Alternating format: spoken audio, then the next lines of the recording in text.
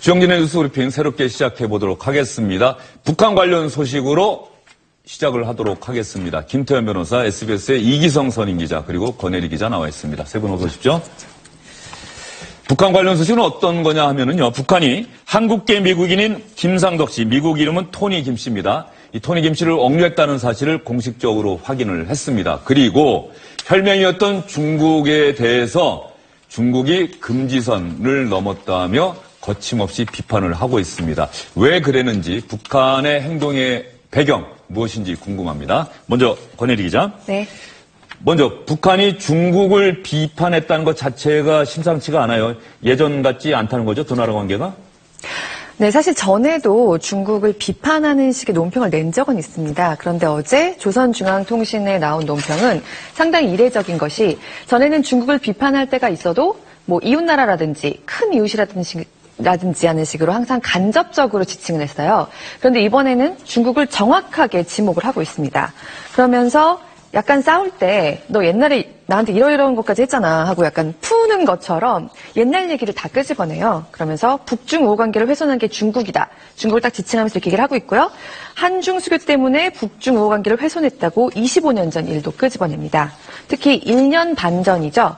2015년 9월에 베이징 전승절 발음이 안 되네요. 베이징 전승절 열병식에 박근혜 전 대통령을 초청해서 그 시진핑, 푸틴, 박근혜 이렇게 주석단에 세웠던 것까지 얘기를 하면서 북한을 무시한 처사였다고 강하게 비난을 합니다. 그러면서 조중관계, 그러니까 북중관계죠. 북중관계의 붉은 선, 레드라인을 넘어간 것이다라고 얘기를 하면서 북중 사이의 레드라인이라는 것은 서로의 존엄, 그리고 자주권, 그다음에 이익을 침해하지 않는 건데 지금 중국이 북핵의 이익을 침해를 하고 있다. 예. 북핵은 북한에게 있어서 최고 이익이고 존엄과 힘의 절대적인 상징이라고 딱 명시를 하면서 북한은 절대, 그러니까 조중관계, 북중관계를 포기하더라도 핵무기를 포기할 뜻은 없다는 것을 명확하게 하고 있습니다. 네, 북한에게는 핵이 중국과의 관계보다도 더 중요하다, 이런 뜻인 것 같은데요. 우리 정부에서도 북한의 이런 행동이 대단히 이례적이다, 이런 사실을 기자들에게 설명했죠? 네, 아까 말씀드린 것처럼 중국을 딱 지칭해서 이런 식의 논평한 것은 굉장히 이례적이라는 얘기를 하면서, 그렇지만 조금 수위를 조절한 게 아니냐라고 보는 이유는 이게 그 북한 당국의 명칭으로 나온 게 아니고 김철이라는 사람 이름으로 나왔습니다. 김철이라는 사람은 뭐 명동의 김철수 씨라는 식으로 약간 정말 이렇게 편리한 가명일 가능성이 크고요. 설사 실존 인물이라고 하더라도 좀 이렇게 거의 그 사회적인 중요성이 없는 인물일 가능성이 큰데요. 그렇기 때문에 굉장히 워딩은 강하지만 수위를 조절한 면은 있는 것 같다. 개인 이름으로 내면서라고 보고 있고요. 근데 특히 이제 홍콩에서 나온 보도가 있습니다. 이 보도에 따르면 북한이 미국으로부터 매년 600억 달러, 우리나라 돈으로 67조 정도죠. 이 정도의 무상 원조를 받고 미국과 평화협정을 체결하는 것을 조건으로 핵을 폐기하겠다는 뜻을 중국에 내비쳤다. 이런 보도가 사실 있긴 했습니다. 그런데 신뢰성 면에서 더 확인이 필요한 보도다라고 하면서 사실이 아닐 가능성에 대해서 상당히 무게를 두고 있습니다. 권혜리 기자가 얘기했습니다마는 북한이 지난달에도 중국을 비판하는 성명을 내놓긴 했는데 그때는 중국이라는 그 나라 이름을 밝히지를 않았었죠? 그렇습니다. 지난달 21일에 이제 조선중앙통신을 통해서 역시 같은 김철이라는 이제 이름으로 발표된 논평인데 아마 그것이 발표됐을 때 저희가 이제 뉴스 브리핑에서 한번 소개를 해드렸습니다. 그때도 어떻게 보면 중국을 좀 비판하는 성명인데 지금 내용을 보시면 남의 장단에 춤을 추기에 그리도 좋은가라는 제목입니다. 우리의 의지를 오판하고 그 누구의 장단에 춤을 계속 추면서 우리에 대한 경제 제재에 매여 달린다면 파국적 후과도 각오해야 할 것이다. 이런 논평입니다. 그 누구의 장단이라는 것은 당연히 미국의 장단을 가리키는 것이고 저 논평의 수신인은 중국일 것인데 저 논평을 처음부터 끝까지 읽어봐도 중국이라는 단어가 직접적으로 등장을 하지 않습니다. 내용은 누가 봐도 중국을 비판하는 거지만 중국을 명시하진 않았는데 어제 나왔던 논평에는 중국을 바로 명시했다. 이런 차이점이 있는 겁니다. 김태현 변호사가 얘기한 그 성명의 그 이름은 김철이 아니라 보니까 아까 화면 보니까 정필로 되어 있네요. 정필. 그리고 김철이라는 이름은 아마 김정남 피살 사건 때 북한에서 그렇죠. 북한 사람 김철이라는 사람으로 아마 얘기를 했던 모양인데 북한에서는 김철이라는 이름이 좀 많이 쓰이는 표현이 아닌가 그런 생각이 좀 들고요. 여기서 궁금한 거는 중국 정부가 북한의 이런 비난 성명에 즉각적인 대응했는지가 궁금해요. 그렇습니다. 굉장히 이례적입니다. 이것도 3시간 만에 환구 15 중국의 또 이제 그 정부 입장을 발표하는 관영 그 매체인데요. 하도 시간이 안 되니까 환구15의 인터넷망이 있습니다. 그게 환구망이라고 하는데요. 여기를 통해 가지고 이제 또 논평을 냈습니다. 여기서 환구15가 뭐라고 얘기했냐면은 아주 좀 뒤끝이 있는 얘기를 했는데요. 북한이 중국을 비판한 것이 이번이 세 번째고 중국이라는 이름을 명시해서 직접 비판하는 것이 첫 번째다 이렇게 하면서 얘기를 했습니다. 그러면서 우리는 우리의 입장을 말하고 북한은 북한의 입장을 밝히면 된다. 이게 무슨 얘기냐면은 북한이 이제 핵실험을 하게 되면은 그 부근의 동북 삼성에 그 방사선 우려가 있을 것이다라고 중국이 계속 얘기하는데 북한에서 뭔 얘기를 하냐면은 그런 것은 그러지 않다라고 얘기를 한다는 거예요. 그래서 굉장히 과학적인 그 근거가 없는 얘기를 계속 하니까 거기에 우리가 말려들 필요가 없다 이런 얘기하는 것이고요. 또 어떤 얘기를 했냐면은 중국은 우리의 관심사가 무엇인지 레드라인이 언제까지인지만 얘기하면 되는 것이고 북한이 핵실험을 했을 때 어떠한 강력한 조치를 할 것인가 이런 얘기만 하면 된다 이렇게 얘기를 하면서요. 지금 북한이 핵실험을 하고 미사일 실험하는 것은 1961년 조중조약이라고 있습니다. 그것을 위반했다. 예. 그렇게 얘기를 하면서 만약에 북한에서 급변사태 혹은 뭐 전쟁이 일어난다 해도 그 조중조약에 따르면은 자동 개입하게 돼 있거든요. 중국군이 그거 하지 않겠다라고 이렇게 얘기를 했습니다. 이렇게 못 박으면서도 마지막 그 숨통을 열어놓는 것처럼 얘기한 게 뭐냐면은 몇 개의 문장 때문에 우리 그 양국 간의 관계가 그 큰 영향을 줄 수는 없는 것이 아니냐 하는 심중함도 이제 보이고 있는 겁니다. 그러면 여기서 우리가 시청자 여러분들의 궁금증을 해소해 드려야 될 것 같은데, 자, 북한과 중국이 서로를 비난한다. 그러면 북중 관계가 정말로 파탄 국면으로 가는 건지 아니면 지금은 그렇지만 역시 혈맹인 네. 북중 관계는 그래도 북한이 미국보다는 중국 손을 들어주지 않겠느냐. 나중에는 어떻게 보세요? 이게 굉장히 지금 서로의 이익 때문에 이러는 건데요. 혈맹이라는 게 사실 김일성 때 있었고요. 김정일 때만 해도 좀 약화됐습니다. 혈맹이라는 게. 그 다음에 김정은 때는 지금 한 번도 지금 중국을 가지 않지 않았습니까? 그래서 혈맹이라는 관계가 굉장히 약화된 상태인데 중국으로서는 북한이 굉장히 그 옆구리의 가시기 같은 존재예요. 만약에 북한이 없다면은 소위 미국하고 그 직접 맞닿아야 되는 그런 어려움이 있다는 겁니다. 그래가지고 중국으로서는 국제 외교 무대에서 북한이라는 레버리지를 이용해서 자신들의 입지를 굉장히 강화시킨 게 많거든요. 육자회담을 수차례 이제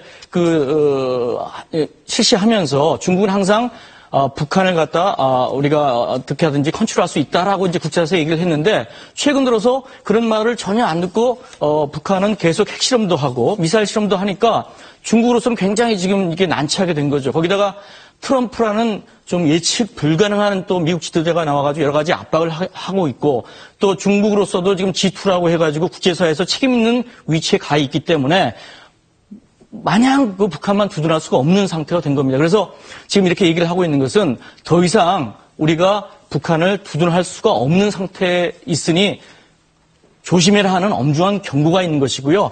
제가 볼 때는 궁극제로 가게 되면 북한도 북한이고 중국도 중국이고 서로의 안보라든가 경제 이득에 따라서 어떤 상황이 달라질 수도 있다 이렇게 좀 보고 있습니다. 네, 북중 관계가 예전 같지는 않아질 가능성이 크다 그런 말씀이신 것 같고요. 북한이 또 하나 자신들이 억류해왔던 한국계 미국인 토니 김 씨, 김상덕 씨 억류 사실을 공식적으로 발표를 한 건가요? 네, 이것도 어제 조선중앙통신에서 발표가 됐습니다. 사실 그 김상덕 씨가 그 21일 날 평양국제공항에서 체포가 되면서 이 체포 사실 자체는 알려졌지만 북한이 이 사실을 직접적으로 인정을 하면서 체포 이유를 밝힌 건 이번이 처음이죠.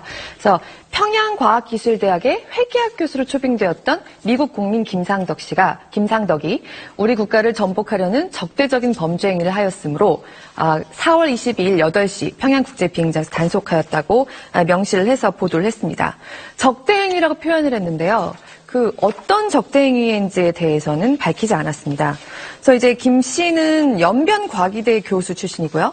지금 최근에는 낮은 선봉 지역에서 보육원 지원 사업을 했던 것으로 알려지고 있습니다. 근데 한 달 동안 방북 일정이 있었는데 방북 일정을 마치고 돌아가려다가 21일 날 평양국제공항에서 체포됐습니다.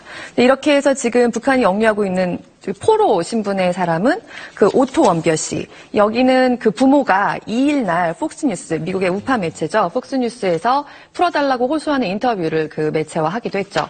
그 미국인 오토 원비어 씨와 또 다른 한국계 미국인인 김동철 씨. 이렇게 3명으로 늘어나 있는 상태입니다. 3명으로 늘어났다. 현재 억류하고 있는 외국인 네. 3명으로 늘어났다는 얘기인데요.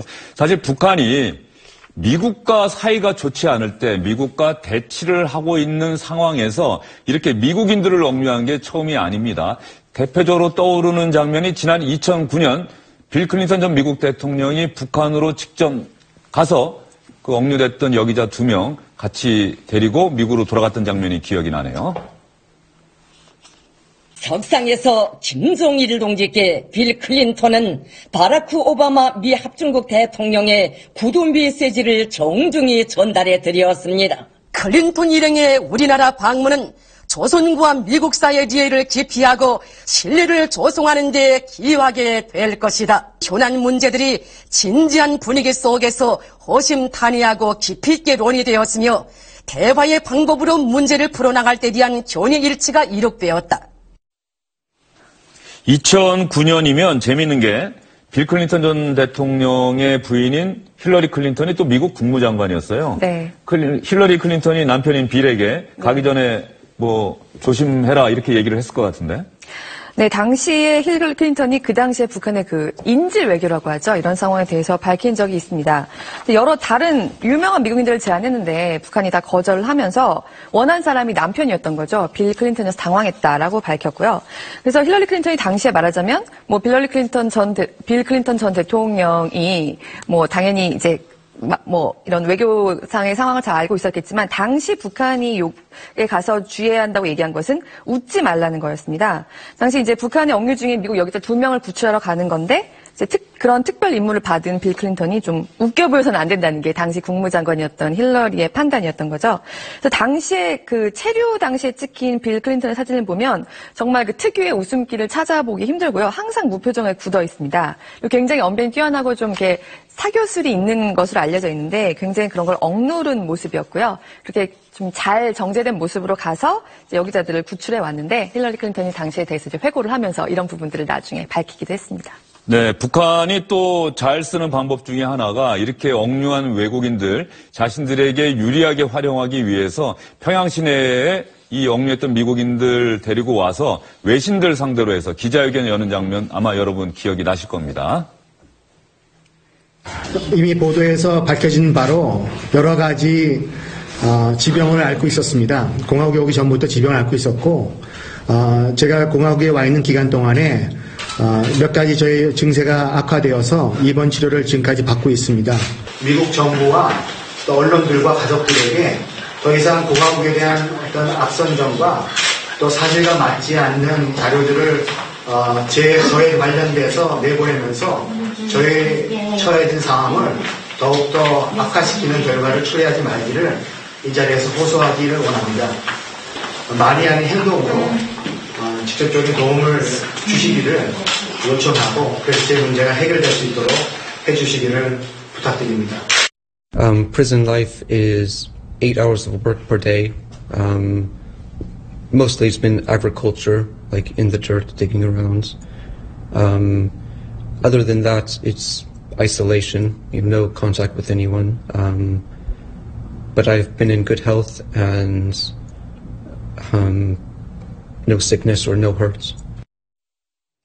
그런데 김태현 변호사, 북한이 이렇게 외국인들을 억류하는 게 왜 우리가 주의 있게 봐야 되느냐 하면은 과거에 외국인들 억류하고 나면 그 직후에 핵실험 같은 도발 행위를 했다는 거 아니에요? 그렇습니다. 이게 일종의 행동 패턴이 있는 것이고요. 이게 날짜 순서도 가만히 놓고 보면 마치 이제 수학의 수열 같은 이제 규칙기 하나 나오는데 보시면 항상 핵실험하기 전에 인질극을 벌이고 그 핵실험 이후에 인질 석방을 빌미로 미국과 어떤 협상을 합니다. 예를 들어서 2009년 같은 경우에 한번 보시면요. 2009년 3월에 미국 여기자 2명을 체포를 합니다. 뭐 노동교형 12년 선고를 했는데 그리고 나서 2달 지난 다음에 2차 핵실험을 하죠. 그리고 그해 8월에 빌 클린턴 전 미국 대통령 방북 후 석방을 하게 됩니다. 얼마 방금 전에 보셨던 그 화면에 나오는 얘기고요. 2012년에도 마찬가지인데 2012년 11월에도 한국개미공이 케네스 벨을 체포를 합니다. 그리고 해가 바뀌어서 2월에 3차 핵실험을 하고요. 그리고 나서 그해 8월에 또 인권대사의 로버트 킹 인권대사 방북 추진을 해서 이것은 뭐 취소가 됐던 것이고요. 2014년 4월에도 매튜 토드 밀러를 체포하고 그해 11월에 정보국장의 방북 동시 석방. 그리고 2015년 10월에도 한국개미국인 김동철 목사를 체포를 하고 16년 해가 바뀌어서 또 대학생 오토 윈별을 체포를 하고 그리고 나서 4차, 5차 핵실험이 계속 있습니다. 아직 6차 핵실험을 하지 않았고 저 사람들에 대한 어떤 석방 협상은 있지는 않았는데 이번에 다시 2017년 4월에 한국개미국의 토니 김 씨를 다시 체포한 거 아니겠습니까?